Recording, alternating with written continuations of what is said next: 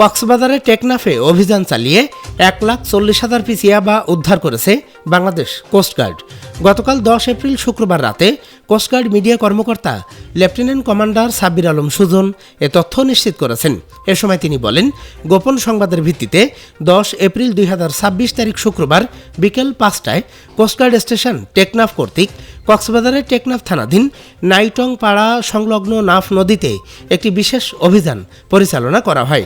অভিযান চলাকালে ওই এলাকায় সন্দেহজনক একটি কাঠের নৌকায় তল্লাশি চালিয়ে 1,40,000 পিস ইয়াবা সহ 2 জন মাদক পাচারকারীকে আটক করা হয়। জব্দকৃত ইয়াবা, পাচার কাজে ব্যবহৃত নৌকা ও আটক মাদক পাচারকারীদের বিরুদ্ধে পরবর্তী আইনানুগ ব্যবস্থা গ্রহণের কার্যক্রম প্রক্রিয়াধীন রয়েছে। এ সময় তিনি আরও বলেন, মাদক পাচার রোধে কোস্টগার্ড ভবিষ্যতে এ ধরনের অভিযান অব্যাহত রাখবে।